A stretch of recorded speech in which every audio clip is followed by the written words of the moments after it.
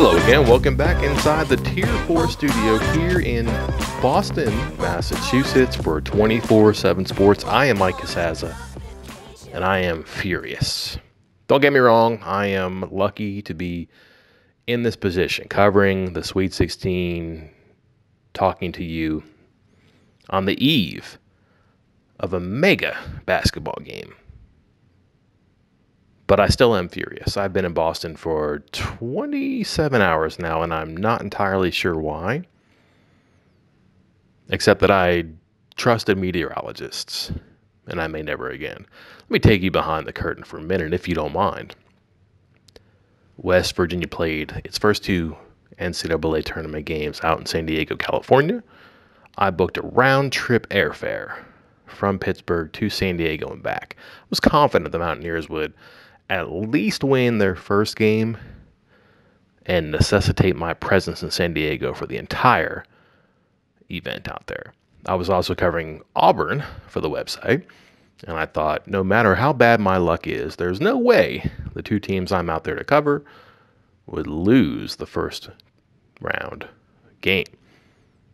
And even if that did happen, oh no, my luck is so bad that I'm out in the sun and sand in San Diego for 2 days with nothing to do. As it turned out, I wasn't quite that lucky, but I was nevertheless fortunate enough to be out there for 2 games in 4 days. I was also smart enough to keep an eye on the weather.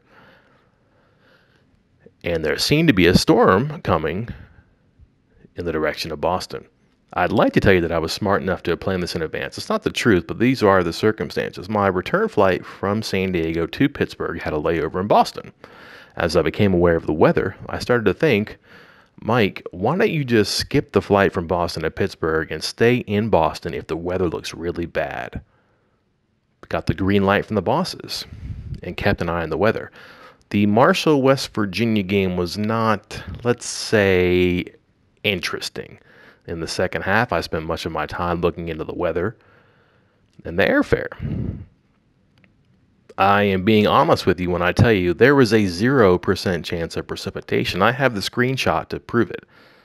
So I booked my flight Wednesday morning from Pittsburgh to Boston.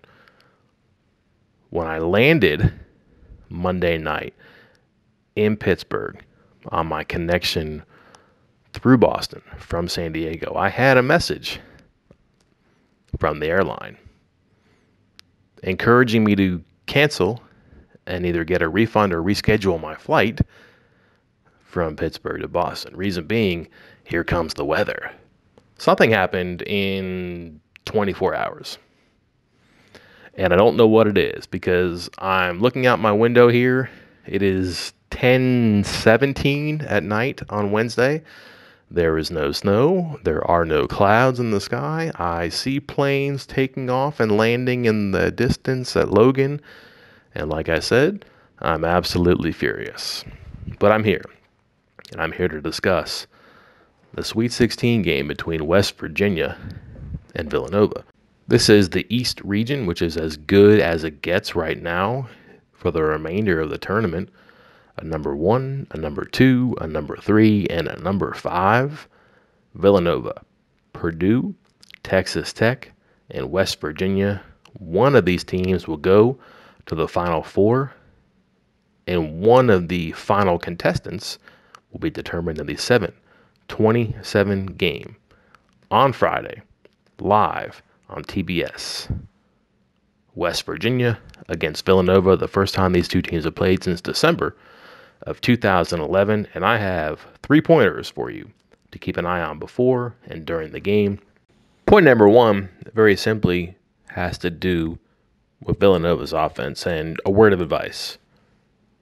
Actually, 5 words of advice. Don't let Villanova get hot. This is an extremely capable offense. A stat I like to keep up with relative to West Virginia's opponents is points per shot. Reason being, West Virginia will challenge all of your shots and make you take bad shots and hurried shots and shots under duress. There are more shots than normal, or at least more possessions than normal when you play West Virginia. How many points you score off those shots is frequently a good indicator of how you do against the Mountaineers, and you can make that a transitive statistic. Villanova averages 1.42 points per shot this season. That is outrageous. The Mountaineers are sometimes good on offense. I think they're better than they're given credit for. For the season, they average 1.25 points per shot. Villanova's top two scorers are at 1.48 points per shot. West Virginia's top two scorers are at and below 1.3 points per shot. The Wildcats are really good offensively. West Virginia is capable offensively. The Mountaineers had 8 games this season when they shot 50% or more from the field. I made a big deal out of WVU shooting 49% and averaging 80 points per game in February. They went 6-2 in that month. I thought that was good basketball for them. Villanova is shooting 50% for the season. Only 5 other teams have done that. Only Villanova, Loyola Chicago, and Gonzaga are still playing basketball. Villanova's won 7 in a row against good competition in the Big East tournament, in the NCAA tournament. It hasn't mattered. First round of the NCAA tournament, 59% from the floor against Radford, and that remarkably was just the 4th best percentage of the season. You have to go back to the 7th game of Bob Huggins' first season to find the last time WVU shot the ball that well. Now, the Wildcats did struggle in the second round against Alabama, 39% for the game. But in the second half, Villanova outscored the Crimson Tide 49-31 and made 10 three-pointers. 21 times this season, Villanova has made 12 or more threes. The record is 20-1. The loss was to Butler. Villanova shot 54% from the floor and somehow lost. Can West Virginia match score for score, basket for basket, possession for possession against Villanova? Don't answer that question. Just don't let Villanova get hot. Point number 2 has to do with the number 70.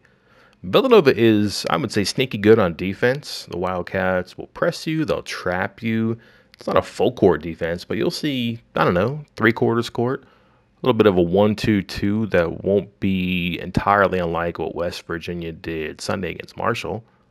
Whatever the method, the Mountaineers will have to get ready for a defense that right now, number 19 in the Ken Palm ratings in adjusted defense. That means 95.4 points allowed per 100 possessions. Pretty good number. Contrast that to the offense. Villanova is number 1 in adjusted offense at 127.6 points per 100 possessions. That is a 32-point difference. Now, are you going to have 100 possessions on Friday? No. But the Mountaineers do want to force a lot of possessions with missed shots and turnovers and things like that. Villanova typically does well with those possessions. The bad news for the Mountaineers, Villanova's defense is probably getting better. A 7-game winning streak right now, and again, against the better competition on the schedule. Number 19 is a good standing. It's the first time that the Wildcats have been in the top 20 since December. An explanation probably has something to do with guard Phil Booth. Missed 6 games late in the regular season, and Villanova allowed just about 78 points per game and lost twice. Since he's returned, again, 7-game winning streak. No team has shot better than 48%. Collectively, the opponents have shot 43% and have allowed only 66.3 points per game. But Mike, 70 points is what you're saying, and I understand. Well, the value there is that Villanova is 19-0 this season when the opponent is below 70. West Virginia has won 78 of its last 80 games when the opponent is below 70. That includes an 18-0 mark this season. Do the math. 8-10 when the opposition tops 70 points per game. If you give Villanova a lot of possessions, they're likely to score on most of them and find their way to 70 quicker. If you're efficient, maybe you can manage things a little bit better. Maybe you can get to 71st, or maybe you can create the distance. But maybe, again, you just don't let Villanova get hot. And finally, let's go to the bench. Villanova leans on, let's say, 8 players. 5 guards. Every one of them has made 50 or more threes and shoots 39% from three-point range. The forwards are skilled players. They can step out and shoot. Just about everybody can pass it and dribble it and handle it. Again, a really skilled, really capable offensive team. But sometimes when Villanova is thin, Villanova is in trouble. We went over the numbers without Booth. Naturally, you take a good player away from a good team, things will happen. But if you can pull players away from good teams, foul trouble, inefficiency, mismatches, that changes things. It's hard to create mismatches against Villanova. The Wildcats like to force that. But if you can negate things, if you can force your own issues, that helps. You've also heard this number about West Virginia's bench. Some sort of a statistic out there now about how they were 7-0 in Big 12 play when 4 players scored in double figures. That's wonderful, right? It's also nonsense. I don't know where it came from or why it's been bandied about. It's a neat stat. It serves a purpose for the coaches. They can recite that to the players, and the players can understand how important it is because of the and O aspect of it. It's just not true, though.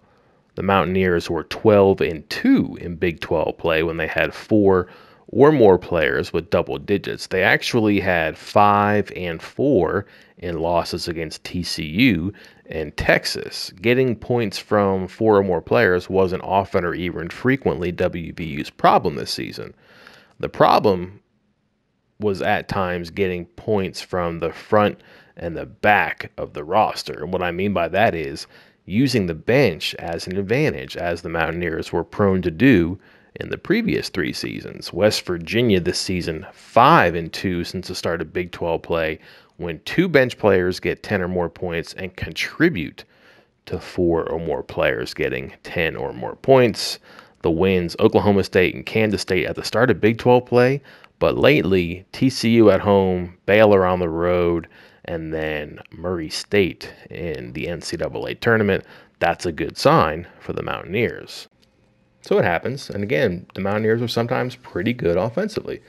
Something you have to watch out for, though, West Virginia is 9-2 when 2 bench players score in double figures, 20-5 this season when its bench outscores the opponent's bench. West Virginia can play 5 players off the bench. Villanova's going to play 3, maybe 4. If West Virginia can find points out of 6, 7, 8, and 9, if it can have effective and aggressive minutes from its bench, which allows the starters to continue to play effective and productive minutes against Villanova's 1 through 8, that's certainly an advantage for West Virginia. So there are your 3-pointers. Don't let Villanova get hot. Control the number 70 and have the better bench. That's it for this time. I will see you next time. For 24/7 Sports, I'm Mike Casazzo.